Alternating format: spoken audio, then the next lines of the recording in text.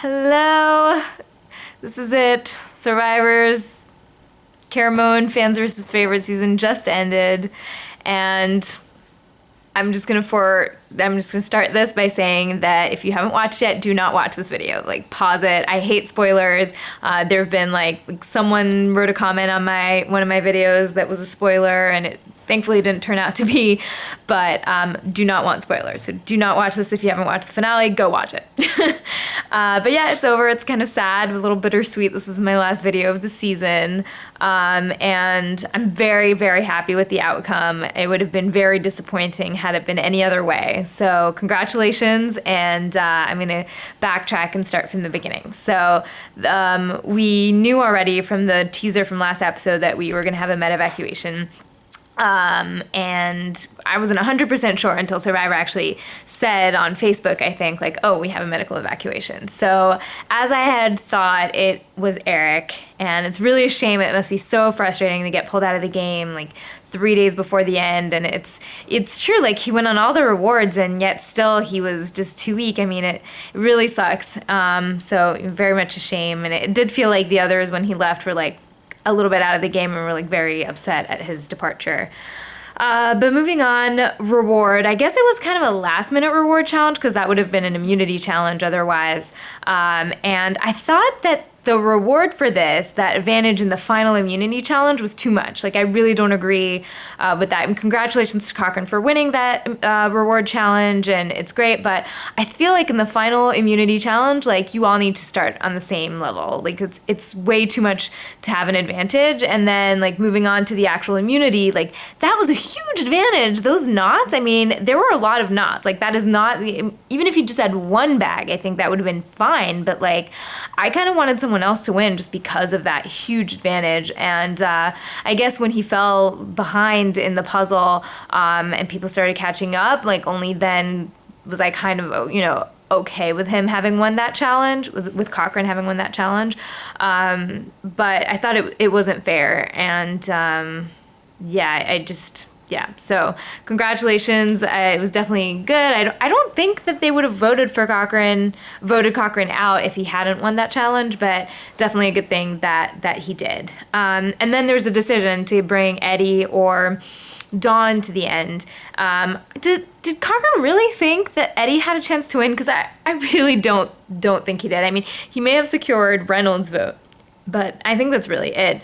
And I also think that it's probably strategically better to have taken Dawn in general, just because I think it's important to show that even though you may have backstabbed some people or voted against some people, you did it because, like, you still maintained one strong, true alliance that you stuck to. I think that says a lot. It says, okay, yeah, like, I got screwed, but it doesn't mean you're not a human person. Like, you still stuck true to your alliance. Whereas if you betray everybody, then I feel like that shows some bitterness and inhumanity in the game.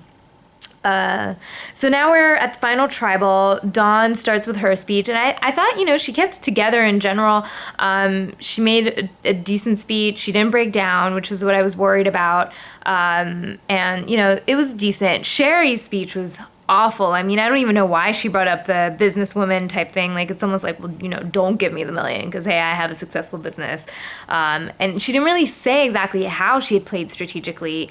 And I think she should have taken the time to do that more. Even when Eric, asked her, why are you sitting there? And she just kind of like snapped at him, like, I get that she was being attacked, but she should have just said, look, like, this is what I did. And this was the early game that I played. And this is how I infiltrated Stealth R Us. And she didn't do that. She was just, she really went off her rocker. And I think that lost her, like, everything. Not that she was going to get any votes anyway.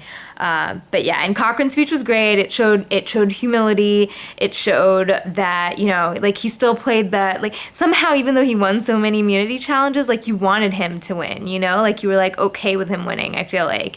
And I feel like in the jury, it's like, oh, like, good for you, like, well done. It wasn't bitter at all. And he really showed that side where he was like, hey, like, I was strategic and I did lie and I did cheat and I want you to ask me all those questions, but, I'm so excited I actually did well. And, he played that very, very well.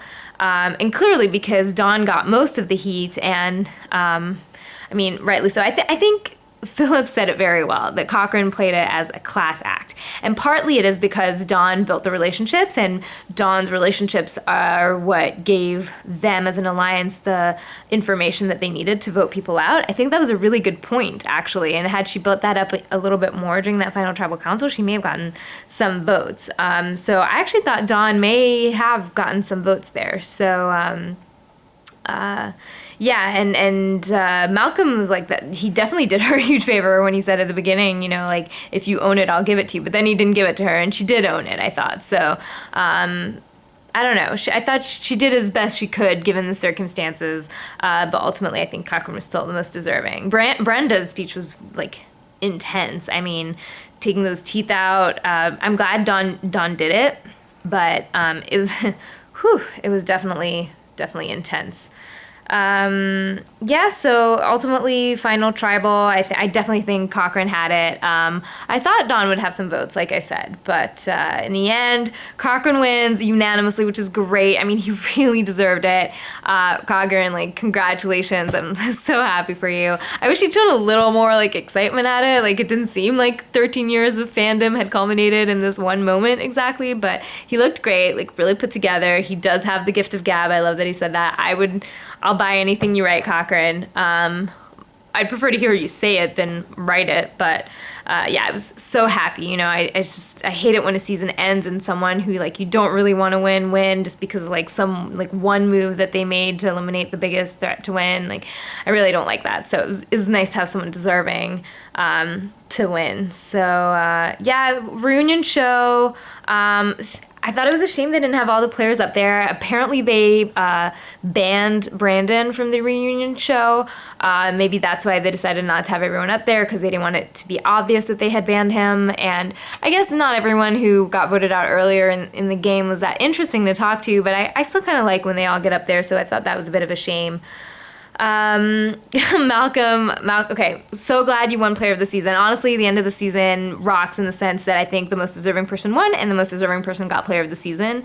I was surprised Brenda was second. I thought actually Cochran would be second, and Brenda, I mean, maybe it's because the last episode was, like, so painful to watch because, you know, for Brenda, but I don't think she played the best game at all. So even though I love her, but still.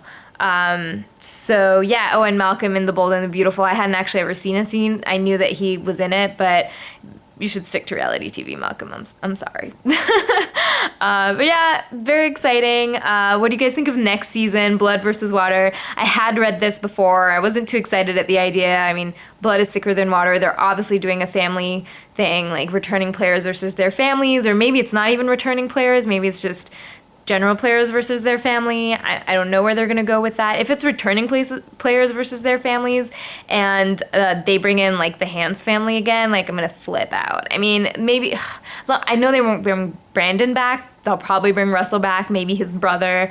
I just, you know, like, I love Russell, but I'm done with seeing the Hans family on Survivor. So I hope that's not it. We'll see how it goes. I'm not too confident right now, but I have spoken to a good friend who did make some good points. It could be interesting. It could provide a new twist. So what do you guys think of next season? Are you guys happy with the end of this season? Ups and downs overall, but, you know, overall, I think it was definitely, we had some great moves, and I'd love to see Malcolm play again. Maybe not, like, next season, but I'd love to see him play again. And yeah, thanks for, you know, being with me throughout this whole season, and I look forward to the final comments, and I'll see you guys next time. Talk to you soon.